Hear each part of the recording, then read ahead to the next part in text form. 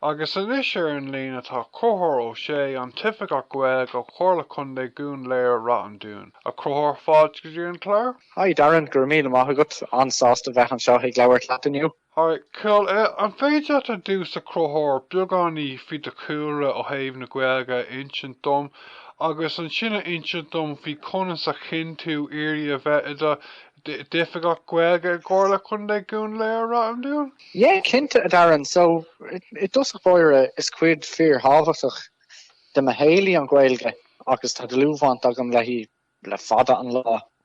Hosig me amach leis an Gaeilge nor a drasel me ar vonschool lán Gaeilge, Gaelschool na Camoige I glún Dulcan. So hit me is Jack's school sin in our era. Chin me histi me a chorus Jack's school sin tusk gurbi an school bechongri de me jachse. Agus dúirt siad do mar rud é go raibh mé ag strachelt leis an teanga go mhainfeadh siad amach an scoil mé tar éis tama. Ach, síle mé sin go mbíonn sin níos éasca nar atá tú a fáiste rudí a eolam. Is cosú le spúnseú agus dá bhór ní a bhhain ó ibna agam leis an teanga a eolam. Sa Gaelscoil an sin leabhríam mar Gaeilge gach ein lá sa seo mar ranga an muis a chlós ag ithe lán agus ar thuairis scoile. Bhí antá orm go raibh múntóirí maithe agam sa bhonscoil agus sa bhean scoil. Agus for Ethan really a bhóscoil mo chuid sime agus passion don Gaeilge agus don chultúr I gcoitinne. In dhí sin drastal mé ar Cláiste Cillian I glún Dulcan agus thu mé a roig go dtí DCU an sin áta bhain mé céim amach sa Gaeilge agus in iiri seoireacht le fiontar agus scoil na Gaeilge. Agus comát le sin cap mé seall ag obair ar na Clonskeagh taide an sin. So lehadí Gríis.ie, Dúchas.ie agus Loganam.ie. An sin in íon na céime sin rinne mé mástrucht san astruúchan Gaeilge in DCU agus cap mé beagnach gáh líon in íon sin ag obair ar an Clonskeagh fáilte ar líne. Séir a bhí ag eist le sin ná Clonskeagh de chósaí idir gníomhach I Gaeilge ar líne a bhí séir an aisce agus a dhéirige eolamór I Gaeilge ar fud an domhan. Agus an sin an dargad a ceist le Comhairle Contae Dhún Laoghaire-Ráth mar réifigh Gaeilge. Mar hasasta go mar Gaeilge I Corcan Cín ar bhealach eile. Bhí an Gaeilge á Corcan Cín agam leis na cuasaí fáilte ar líne. Ach go bunúsach bhí sé sin ar líne. Agus hasasta go bheith ar an lína tosig. So hastig gwam comátha ag obair as mastúm hain. So hiic mé go raibh agus go bhfuil líon mar cainteoirí Gaeilge an seo I limistar na Comhairle Contae agus just híl mé gur deist an scoth a bhí an a bheith ag obair an seo ag cóir na Gaeilge chun cín ag déanamh bhíochta na seirbhísí atá an seo sa Comhairle a dheosú agus chun freistal ar gcuoine agus an rud is tábhachtaí ná chun differ a dhéanamh is saoil daoine. Tá sé go mbeidh anóid go bhfuil passion agat don Gaeilge. An siúdan tú go bhfuil fios mbeidh tar éis teacht ar an líon seirbhísí Gaeilge sa Comhairle a thosaigh tú go ranna cothair?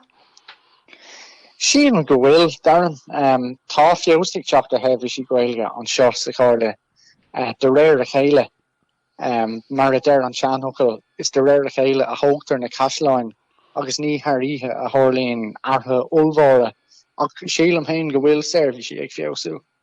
Sular thosaigh mé an seo mar réifigh Gaeilge ní raibhaine ag feidhmús a ról le blianta beaga anuas tá ag leabhar faoibhéidir 7 na 8 mbliana. So is tréimhse ama iontach suntasach é sin. Inis tá sa ról le beagnach blian agus tá roint rudí éagsúla tar éis athú.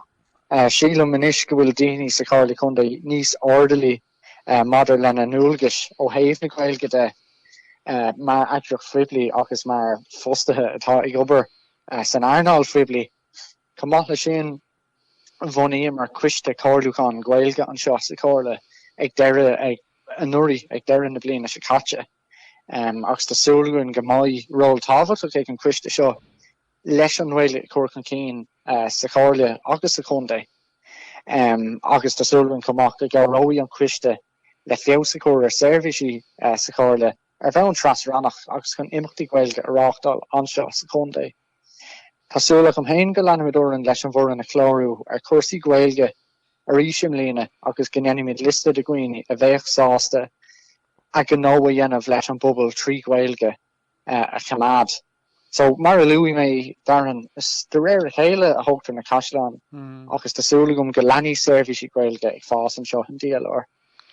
Is deas go bhfuil a lán Forbartha Gaeilge do Comhairle leat. Cén is ceismhóirí seo beidir ach cén sort seirbhísí Gaeilge atá fáil sa Comhairle cruthair? Well, Blackrock tá an Steve Graysáin agran in Gaeilge agus an Merle. Agus come sin mar a luí mé tá Christa Carluchan Gaeilge chéile agran inis.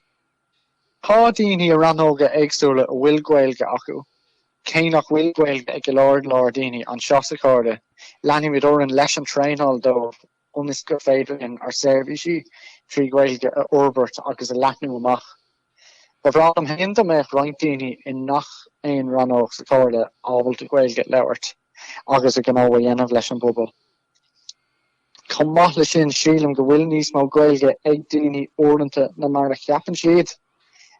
Tá roinnt waphuiil fáinne an seo rinne cuasaí thar na blianta ach nach bhfuil ní nach go bhaintú hain an Gaeilge leabhart go profisiúnta.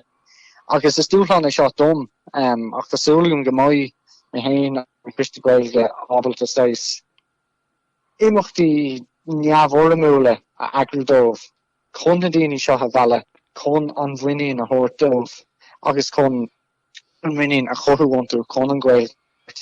Agus sílam tá nóireachtain is sníanamh go gearlócht é go fadtréideach leis na seirbhísí Gaeilge atá agam a leathnú amach. Luí tú an ciste an sin rinne mé aglah radio roinnt míon ó hin na Mary Hanafin an Comhairle tá sí fós mar Comhairle an bhfuil?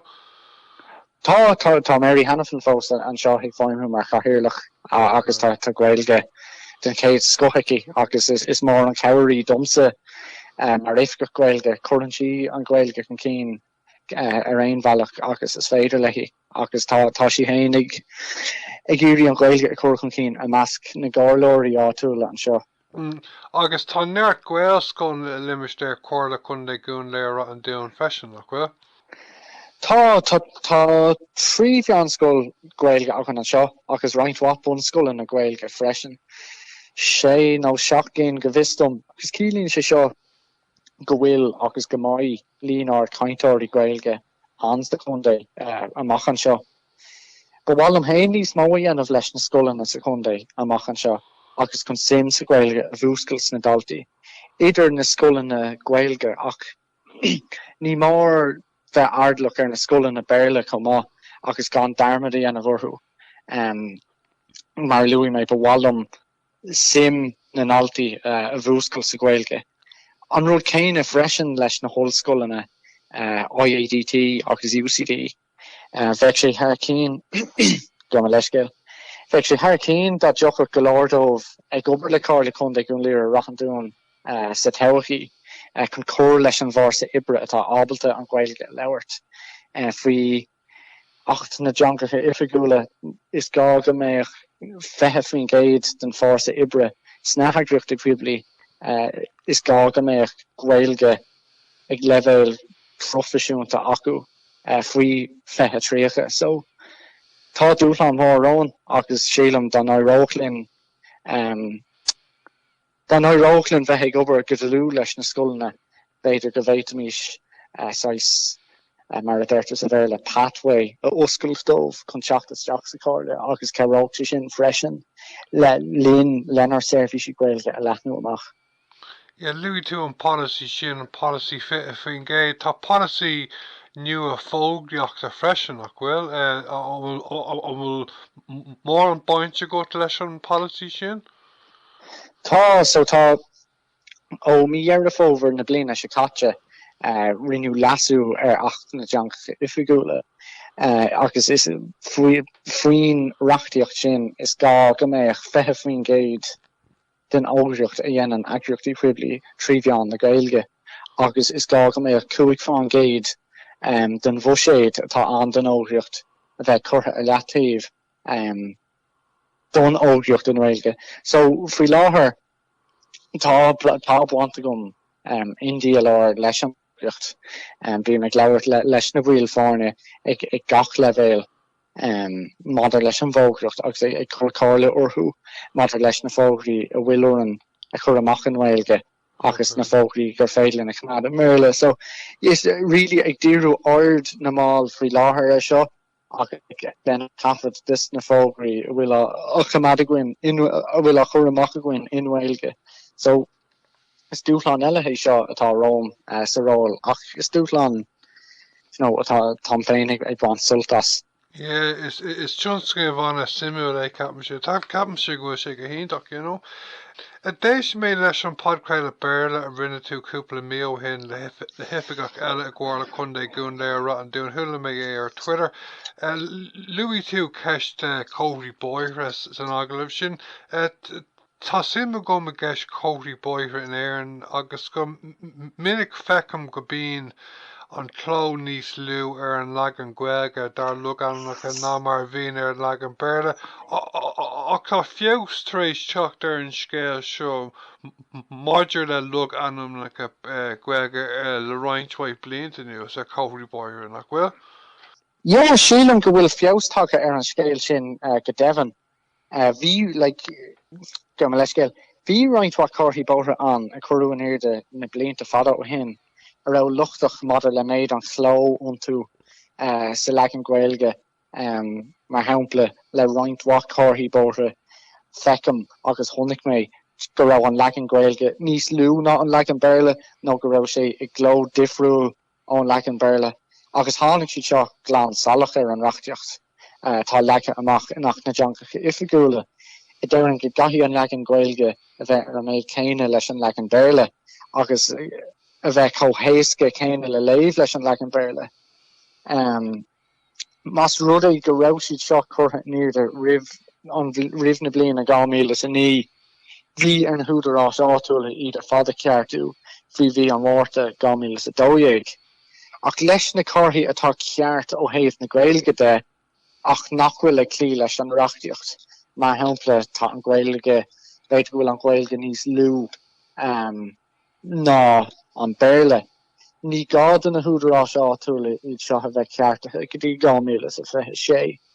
Ach tá an reachtaíocht tar éis cúig an ála ceartú na gcárthaí bóithre agus sílam go leanfaí sé sin go leanaí sé ag ceú leis an gá sin. Tá tú ag caint Cabinteely faoi sort cóhrí státííochta agus cóhrí sort shráide eile Cabinteely nach bhfuil?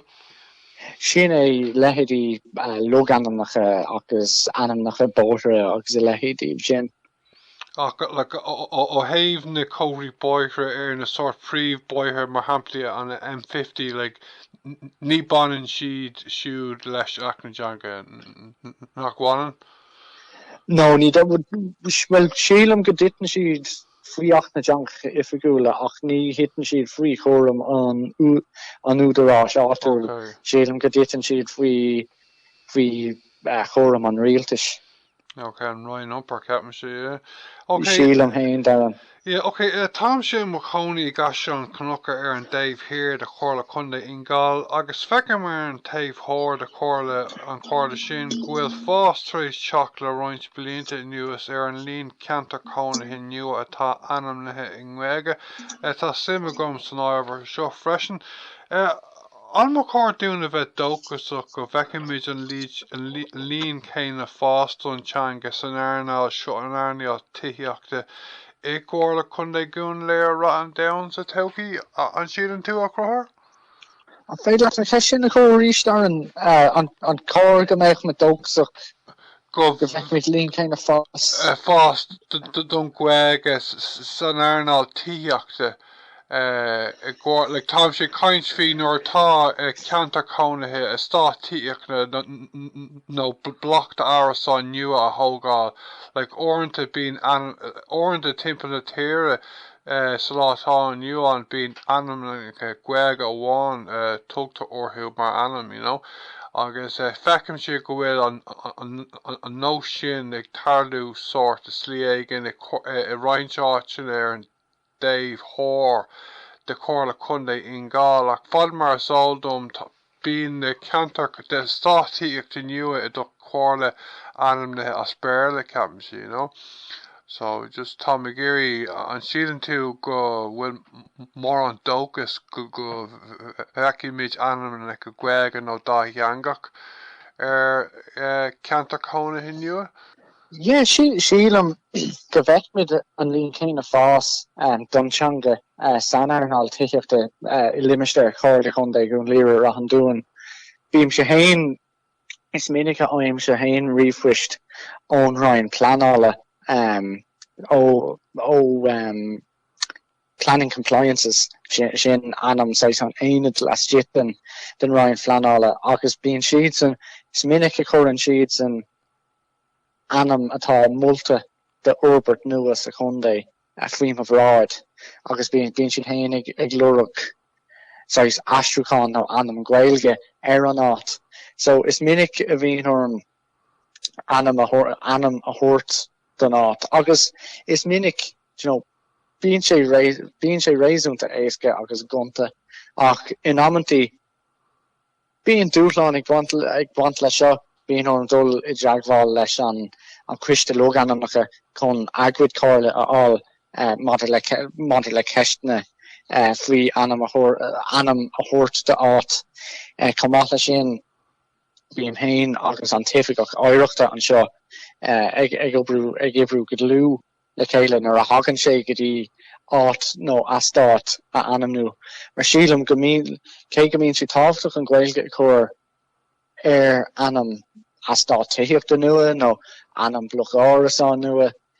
Is gá a cinntiú comach go bhfuil tú ag cumad le háireacht na háta agus le stair na háta agus mar sin bíon pléán idir mé hain agus an tOifigeach áireachta agus an amantí an Christa Loganamacha agus an sin tagamid réiteach nó tagamid anam iran den át agus téimid téim hain arás chuig an Ryan planála agus tógam sais an taisrúcán nó an anam a sílam atá an tanam is iúni in Gaeilge den át. So sílam go bhfuil fás ag teacht ar seo agus go leanthí sé seo ag fás amach an seo agus tásúlagam atá me ceappa go míon an rud céine ag tarlús na húdarrás ráúla ar fád timpeall na tíre agus tá sé tábhachtach mar sin go gcuirtear an Gaeilge chun cín agus is bailach eile é seo Conantanga chur chun cín agus Conantanga a bhúnú an seo sa stát. Is bralum nar tá ceanta cóna hinniu anam le go bháin nó go dá cheangar tá aithna go mar cúpla stát tíochta I mór ceanta ar gasrán cnocha agus nuair tain tú seach go dtí an stát ar an taobh clé tá an piléirán agus anam in Merle agus ar an taobh dheis tá an anam den ceanta in Gaeilge, you know. So yeah. An hardín sé sin mór an do chomhairle list agat? Yes, shame the darling Darren. No, it's minic really. It just quarter ein corha awan. Eid, you know, leis an Gaeilge bar agus an lagan Gaeilge den anam fuin agus an lagan Berle den anam fuin lagan Gaeilge. So then mid é mar sin no an amantí being corha awan in Gaeilge agus corha awan in Merle.